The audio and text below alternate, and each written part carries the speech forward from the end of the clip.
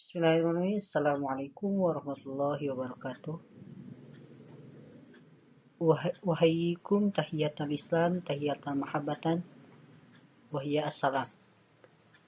Suma salatu wassalamu ala nabiyina Muhammadin sallallahu alaihi wasallam wa ala alihi washabihi ajmain. Amma ba'du. Baiklah yang terhormat Bapak dosen pemampu Dr. Andes Haji Rusmadi MMPD. Saya Muhammad Fikih Alpian dari Prodi PAI semester 2 akan menyampaikan tentang sistem transportasi darat. Latar belakang masalah transportasi merupakan urat nadi pembangunan nasional untuk melancarkan arus manusia, barang maupun informasi sebagai penunjang tercapainya pengalokasian sumber-sumber perekonomian secara optimal. Untuk itu, jasa transportasi harus cukup tersedia secara merata dan terjangkau. Daya beli masyarakat dan hakikat transportasi darat juga, yaitu transportasi atau perangkutan adalah perpindahan dari suatu tempat ke tempat lain dengan menggunakan alat pengangkutan. Kemudian ada unsur-unsur dasar transportasi. Ada 5 unsur pokok transportasi, yaitu 1. Manusia yang membutuhkan transportasi. 2. Barang yang diperlukan manusia. 3. Kendaraan sebagai sarana transportasi. 4.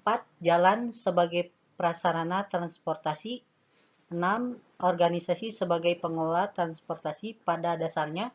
Kelima unsur di atas saling terkait untuk terlaksananya transportasi, yaitu terjaminnya penumpang atau barang yang diangkut akan sampai ke tempat tujuan dalam keadaan baik seperti pada saat awal diangkut.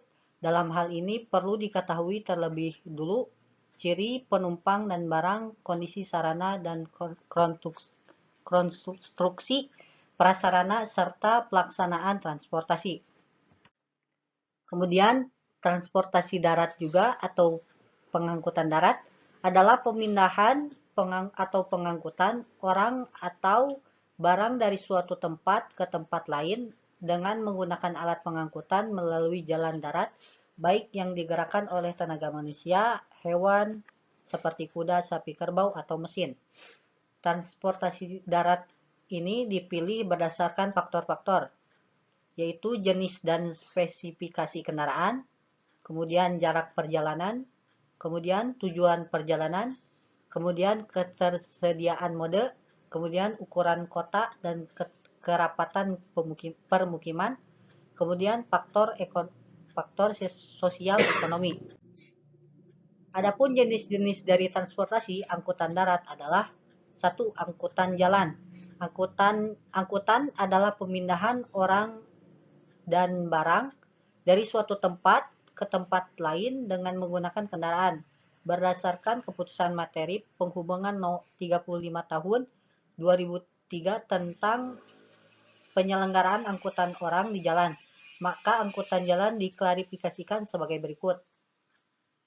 A. Bus, B. Taksi, C. Bemo, D. Beca, E. Delman. Kemudian angkutan rel, adapun jenis transportasi rel adalah A. Kereta. Kemudian juga dampak negatif yang ditimbulkan oleh transportasi darat, yaitu berkembangnya alat transportasi darat menyebabkan dampak yang negatif maupun dampak yang positif bagi manusia maupun bagi lingkungan. Adapun dampak negatif yang ditimbulkan oleh berkembangnya transportasi darat adalah sebagai berikut. 1. Polusi udara. Seiring dengan berkembangnya sistem transportasi darat, salah satu dampak yang ditimbulkan adalah meningkatnya populasi udara.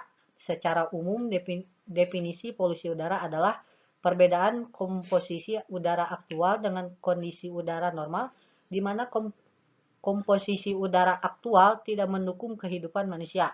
Bahan atau zat pencernaan udara sendiri dapat berbentuk gas dan partikel. Ada banyak sumber pencemaran udara yang salah satunya yang terbesar adalah dari sektor transportasi. Kemudian salah satunya A. Kualitas bahan bakar minyak. Ketersediaan bensin tanpa timbal atau unleaded gasoline, dan minyak solar dengan kandungan belerang rendah merupakan faktor kunci dalam penurunan emisi kendaraan, karena bahan bakar jenis tersebut merupakan persyaratan bagi penggunaan teknologi kendaraan yang mutakhir yang mampu mengurangi emisi kendaraan secara signifikan. B. Sistem transportasi dan manajemen lalu lintas. Sistem manajemen transportasi dan tata ruang perkotaan mempengaruhi pola pergerakan manusia dan kendaraan di suatu kota yang pada akhirnya mempengaruhi kualitas udara. 2. Polusi suara. Bertambahnya jumlah keadaan yang tidak terkendali dan sistem pembangunan pemukiman penduduk yang dekat dengan jalan raya akan mengakibatkan tidak tentram dan nyamannya penduduk sekitar akibat polusi suara yang ditimbulkan oleh suara kendaraan bermotor. Polusi suara atau pencemaran suara adalah gangguan pada lingkungan yang diakibatkan oleh bunyi atau suara yang mengakibatkan ketidaktentraman makhluk hidup di sekitarnya. Kemudian, kemacetan. Pertumbuhan kendaraan bermotor yang cepat di kota-kota besar tanpa diimbangi dengan pembangunan sarana dan prasarana yang memadai akan menimbulkan bertumpuknya kendaraan di jalan sehingga mengakibatkan kemacetan. Kemacetan adalah situasi atau keadaan tersendatnya atau bahkan terhentinya lalu lintas yang disebabkan oleh banyaknya jumlah kendaraan melebihi kapasitas jalan.